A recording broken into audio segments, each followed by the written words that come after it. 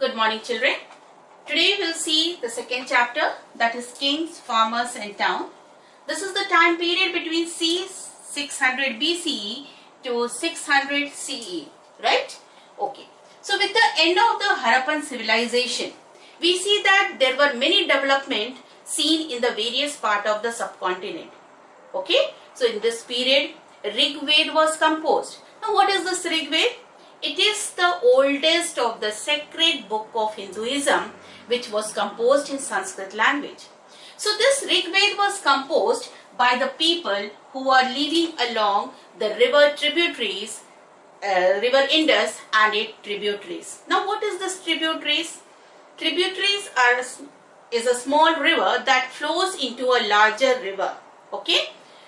So in the northern India, the Deccan Plateau, parts of Karnataka and in many parts of the subcontinent, agriculture settlement was seen. Clear? So this agriculture settlement, there were many evidences found of pastoral population in the Deccan region and in the south. Okay. Now in agriculture settlement, one more thing was there, that there are many evidences seen of the organized agriculture production.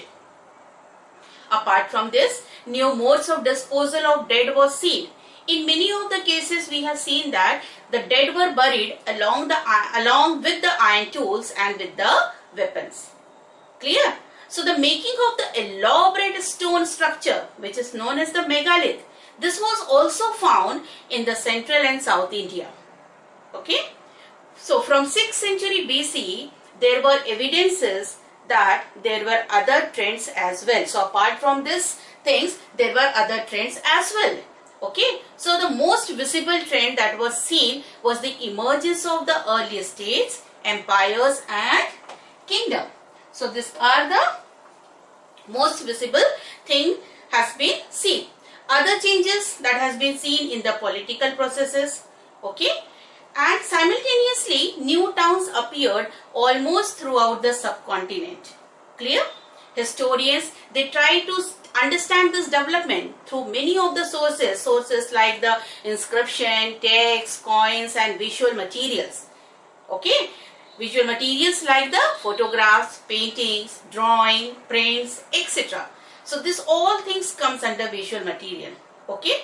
So this was very complex process. And you will notice that these sources do not tell us the entire story. Okay? Yes. Yes. Now we'll see our first topic, that is Principia and PRC. Okay? Yes. So some of the momentous development. What is the meaning of momentous? Momentous means important, right? So some of the momentous development in Indian epigraphy took place in 1830s. Okay. So, what is epigraphy? Do you know epigraphy? The study of inscription. Okay. So, now, James Princip, he was an officer in the Mint of East India Company. Clear? Now, what is the meaning of mint? Mint, what do you understand by this term mint? Mint where the money are made. Okay. So, he was an officer in Mint of East India Company. He interpreted the meaning of Brahmi and Kharosthi script, which were used in the earliest inscriptions and coin. So in the earliest inscription and coin, this Brahmi and Kharosthi were used. And in this coins and inscription, they mention about a king named Priyadasi. Clear? Now Priyadasi means pleasant to behold. Clear? A few inscriptions refer to the king Ashoka, one of the famous ruler. Now this gave a new direction to investigator to study about the inscription and text which were composed in variety of languages, so that they can reconstruct the lineage of the major dynasties ruled the subcontinent. Later scholars, they began to shift their focus towards the political history. Clear? Investigating whether there were connection between the political changes and economic and social development is there or not. So very soon after studying this, they realized that there were links, but this was not very simple or it was not very direct. Okay? Yes. So today we will see the next topic, that is the earliest states. Right? In this, the very first topic, that is 2.1, is the 16th Mahajanpad. Clear? So the earliest states in the Indian history are usually referred to 16 Mahajanpad. This Mahajanpad were flourished in North India during 6th century BC. The 6th century BC is often regarded as a major turning point in the early Indian history. Now, why it is regarded as a major turning point? Because this era is associated with early states, cities, the growing use of the iron, the development of the coinage. This period witnessed the growth of diverse systems of thought, including Buddhism and Jainism. In the early Buddhist and Jain texts, they mention about 16 states, which is known as Mahajanpad. Okay, so this 16 Mahajanpads are Kasi, Kosala, Anga, Magad, Vajji, Malla, Chedi, Vatsa, Kuru, Panchala, Matsya, Susena, Asaka, Avanti, Gandhara and Kamboja. Clear? Now out of this, some names like Magad, Vajji, Kuru, Kosala, Pancha, Avanti and Gandhara. Clear? So these are amongst the most important Mahajanpads. Most of the Mahajanpads were ruled by the kings, some known as the Sanghas and some are known as the Ganas. And these were oligarchies. Oligarchies means it is a small group of people having control of a country. We collectively call them as Raja. Okay? So both Buddha and Mahavira, they belong to such Gana. If we take the case of Vajji Sangha, the Raja have the control over the land. Clear? Historians, they tried a lot to reconstruct the history, but because of lack of resources, they find it very difficult. Each Mahajanpad had a capital city which was nicely fortified. They maintained these fortified cities, armies and bureaucracies. They required the resources. Okay. So from 6th century BC, Brahmins began composing Sanskrit texts known as Dharam Sutra. In this Dharam Sutra, norms were laid for the kings. And these rulers or the kings were expected to be from the Kshatriyas. Okay, so these rulers were advised to collect the taxes and tribute from the cultivators, traders and artisans. Clear? Now, were resources were procured from the pastoralists and the forest people? We really don't know about it. But one thing is clear, that during that time, raid on neighboring states was considered as a legitimate thing. Okay? Legitimate means lawful. It was considered as lawful. Clear? Now, the second topic is first amongst the 16, that is Magad. Okay? So, between the 6th and 4th century, Magad became most powerful Mahajanpad. Clear? Historians explain this development in variety of ways. Magad was a region where agriculture was very productive. Beside this, iron mines were also accessible and they provide resources for tools and weapons. Elephant, it was an important component of army and was found in the forest. Ganga and its tributaries, they provided cheap means of communication. In Buddhist and Jain texts, they mention about ambitious and ruthless kings. Okay, ruthless means pitiless, who is having no pity. So, ruthless kings like Bimbisara, Ajatsatru, Mahapadmananda. Okay, with their ministers, these rulers implemented the policies. Clear? Initially, Rajgah was made the capital of Magad. It was also a very nicely fortified city located amongst the hill. Later on, in the 4th century, this capital was shifted to Patliputra. Okay? Yes. Yes. Children, now we will see a third topic, that is an early empire. Clear? Yes. So with the emergence of the Mauryan Empire, the growth of Magad culminated. Culminated means it has come to an end. Okay?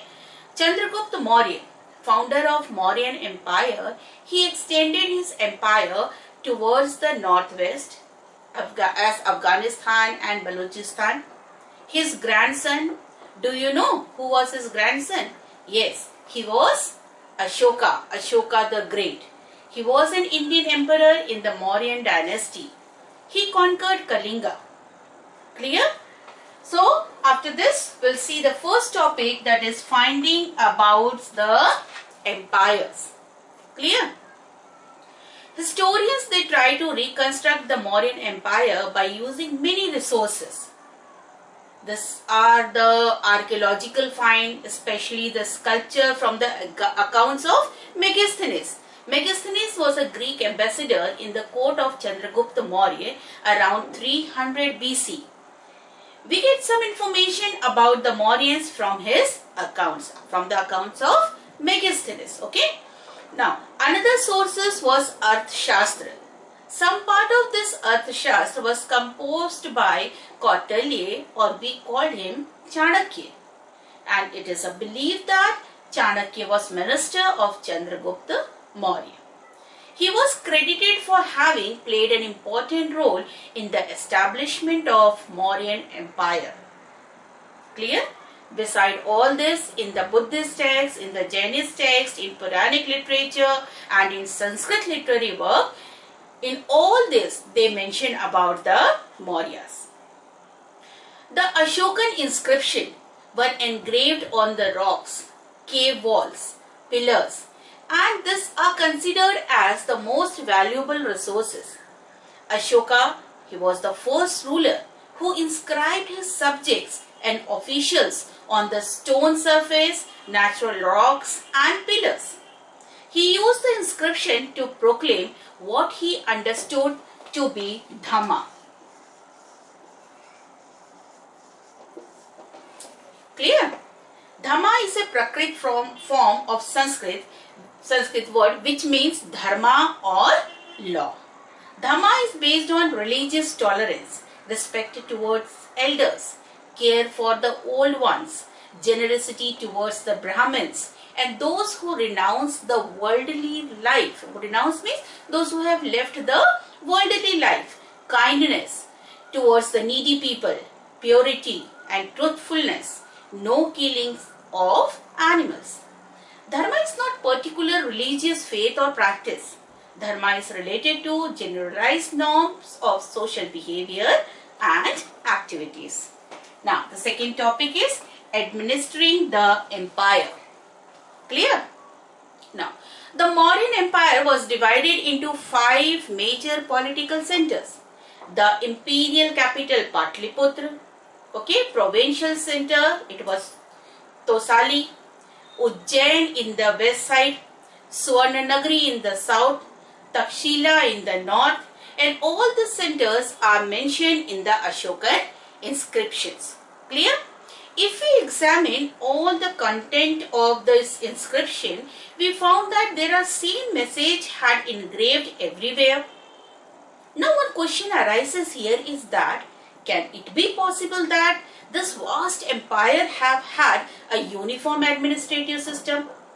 Historians studied this and they realized that it cannot be possible because the region included within the empire were very diverse. This diversity can be seen from the hilly terrain region of Afghanistan and the coast of Orissa. But we see that the administrative system was very good in this, or it was in the control. It was very controlled, and it was strongest in the areas of the capital and the provincial centers. They had chosen these centers very carefully. Okay, both Takshila and Ujjaini, they were important for long distance trade routes, while the Suvarnanagari was important for tapping gold mines of the Karnataka. And we know that the Mauryan Empire was a very vast empire. communication along both land and river routes. It was vital for internal as well as external trade and commerce. Communication was useful for agriculture progress, mutual exchange of ideas, knowledge. Okay, all these things are required. This meant that arrangement for provision as well as protection for those who are on move. Now, who will look after them? Army, right? So army was important means of ensuring protection. Clear? Megasthenes mentioned a committee with 6 subcommittee for coordinating this military activities. Clear? He has made 6 subcommittees. So one means that first it looked after the navy. The first subcommittee looked after the navy. The second managed the transport and the provision. The third committee was responsible for foot soldiers. The fourth was for horses. The fifth was for chariots. And the sixth one was for elephants. Clear? So the work has been divided to all the subcommittees. The activities of the second subcommittee were rather varied. Arrangement for bullock cart to carry equipments, procuring food for soldiers and fodder for the animals. What is fodder? It is food. Okay. So apart from their work, the second subcommittee has to do all this work. Ashoka held his empire together by propagating Dhamma, the principles of which were very simple and virtually universally applicable. He appointed special officers for the spread of Dhamma. These officers are known as Dhamma Mahamata. Okay? Now, the third topic is how important was the empire. Clear? When many historians began reconstructing early Indian history in 19th century, the emergence of the Mauryan Empire was regarded as the major landmark.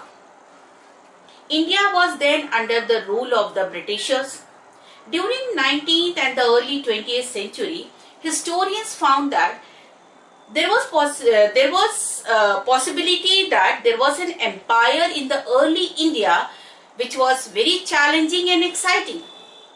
Some of the archaeological finds which are associated with Mauryas, including the stone sculpture, were considered to be the best example of this spectacular art. Many scholars found the message of Ashokan inscription. They were very different from the other rulers. Ashoka, he was a very powerful ruler and diligent, hard-working. And apart from all these qualities, he was humble than other rulers. So many of the nationalist leaders in the 20th century regarded him as an inspiring figure.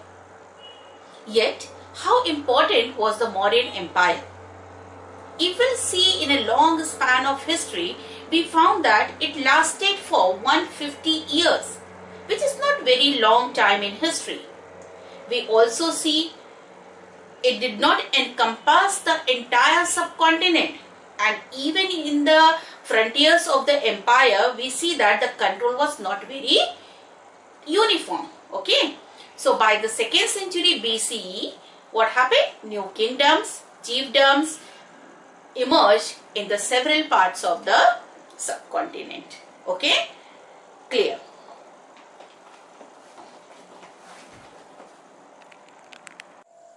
Now we'll see our fourth topic, that is new notions of kingship.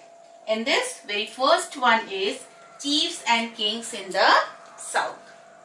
So the history of South India covers a span of over 400 years, during which the region saw many rise and fall of a number of dynasties and empires.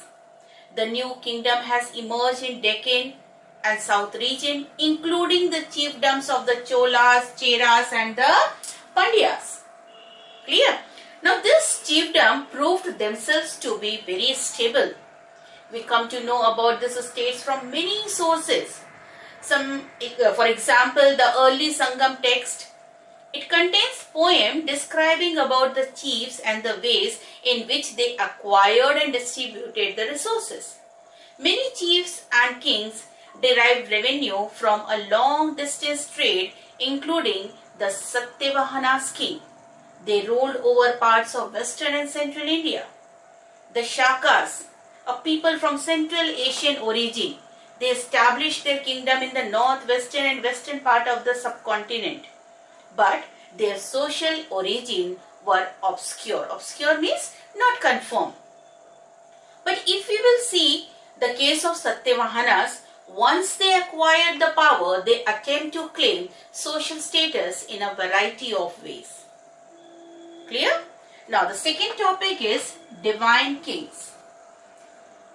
One mean to claim high status was to identify with a variety of deities of God. This strategy was set up by the Kushana rulers, who ruled over a vast kingdom from Central Asia to northwest India. The history of Kushana rulers has been reconstructed from inscription and from textual tradition. In a shrine at near Mathura, colossal means extremely huge statue of Kushana rulers have been found installed. Similar kind of statues was seen in Afghanistan too. Some scholars felt that through these statues, Kushana considered themselves like God. Many of the rulers, they have adopted the title Devputra or the son of God. They are inspired by the Chinese rulers who call themselves as son of heaven. Now by 4th century BC, there is evidence of larger states including the Gupta Empire. Many of these states depend upon the Samantas. Now who are called the Samantas? During Gupta period, a Samanta was a neighboring subsidiary ruler who was a friendly tributary of the Gupta overlords. They have control over lands, they offered homage, and they provide military support to the rulers. Now those who are powerful, the Samantas, they could become the kings and weak ones become the subordinate. Gupta's rulers' history have been reconstructed from literature, coins and inscription and from prashastis also. Now what is this prashastis? Prashastis are composed by the court poets in praise of kings. Historians often attempt to draw the factual information from such kind of composition. For example, Prayag Prashasti. Prayag Prashasti is the Allahabad pillar inscription. This Prayag Prashasti is composed in Sanskrit language by the poet of Chandragupta named Harisena. It means that Harisena has composed this Prayag Prashasti in Sanskrit language. Clear? Now we will see the fifth topic, that is a changing countryside. Right? Now in this, the very first topic is popular perceptions of king. Okay? Now, what did subjects think about their rulers? Obviously, we do not get all the answer from the inscription. In fact, ordinary people rarely left accounts of their thoughts and experiences. In spite of this, historians, they try to solve the problem by examining the stories contained in anthologies. Okay. Now, what is this anthologies? It is a book that contains pieces of writings or poems often on the same subject by different authors, such as Jatak Katha, the Panchatantra. Many of these stories were oral. Later on, they committed to writing. Clear? Jatak tales were written in Pali language around the middle of the first millennium. One story known as Ganda Tindu, okay, it is a Jatak story describe about the conditions of subjects under a wicked king. subjects including elderly men, women, cultivators, herders, village boys, and even animals. When the king went in disguise to find out what his subjects think about him, each one of them cursed the king for their sufferings. They complain about how they are attacked by the robbers at night and by tax collector at daytime. To escape from such a situation, many of them left their village and went to live in the forest. So this story indicates about the relation between the king and his subject, especially the rural population. The rural population condition is full of strain and tension. Now, why the condition is like that? Because the king filled their coffers by demanding high taxes from the poor peasant, and these poor people found these demands as oppressive. They could not able to fulfill the demand, so they escaped into the forest. So they found that this is the only option left with them. Okay. Now we'll see the second point, that is strategies of increasing production. One such strategy was to increase the production was shifting to plough agriculture. Clear? Now which was spread in a fertile river valley of Ganga and Kaveri. So this valley is very fertile, so here plough agriculture practiced. Okay? So this was practiced from 6th century BC. The areas which had heavy rainfall, they used iron-tipped plowshare. Iron tips mean somewhat like that. Clear? So, in some parts of Ganga Valley, production of paddy was dramatically increased. What is the reason? By the introduction of the transplantation. Although this meant very hard and tiring work for the producers, but there was an increase in the production. While the iron plowshare led to the growth in agriculture productivity, but its use was restricted in certain parts of the subcontinent. Cultivators of Punjab and Rajasthan, they did not adopt this method because these areas received less rainfall. But those who lived in the hilly areas in the northeastern and the central part, they practiced the hoe agriculture, which was better for that areas. Clear? Another strategy they adopted to increase agriculture production was irrigation through wells, canals and tanks. Clear?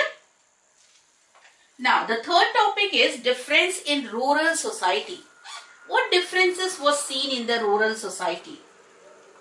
While these technologies often led to an increase in the production, but the benefits were uneven.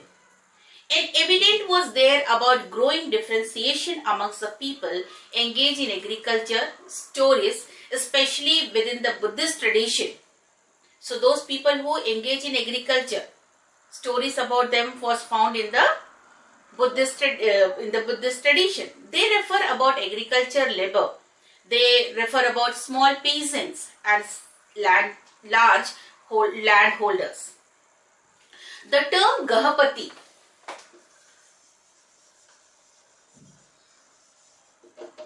clear? Now this term Gahapati means owner or head or master of the family. So this term Gahapati was often used in Pali text to designate the second and the third category of the people. The large landholders as well as village headmen emerge as powerful figures and have control over the other cultivators. In the early Tamil literature, they mention different categories of people living in the villages like large landowners, plowmen and slaves. It is likely that these differences were based on access to land, labor and new technologies. In such situations, questions of control over land must become crucial, as this were discussed in the legal text. Okay. Now the last topic is land grants and new rural elites. Now land grants were made to religious institutions. Brahmins, Samantas, landless peasant. Many of these grants were recorded in the inscription. Whomsoever they gave the land, that has been recorded. Okay. So many of these grants were recorded in inscription. Some of this inscription were on stone, but most of it were on copper plate. So they have recorded on inscription, but most on the stone, but some of them are recorded on the copper plate. Most inscriptions were in Sanskrit, while the rest was in local language such as Tamil or Telugu. Let's see one such inscription. Okay. Prabhavati Gupta. She was the daughter of Chandragupta II, one of the most famous ruler in early Indian history. She was married to another powerful ruling family of Deccan region. They were Vakatakas. According to Sanskrit text, women were not supposed to have independent access to land. Okay? According to the inscription, Prabhavati had access to land which she then granted. Okay? This may be possible because she was a queen and so exceptional, or it is also possible that provision of legal texts were not properly implemented. The inscription also gave idea about the rural population. This include the Brahmins and the peasants and other people also. Now these people were expected to give a range of produce to the kings. Not only this, but they have to obey the new lord of the village. Otherwise, what will happen? They have to pay all their dues. Land grants was seen in the several parts of the country. There were regional variations seen in the sizes of the donation of the land. It means that small plot to vast stretches of uncultivated land. All rights were given to the donees. Okay. Some of the historians felt that this was the strategy of the lineages. Why? To extend their agriculture in the new areas. Some of them suggested that when kings were losing control over the Samantas, they tried to win allies by donating lands to the people.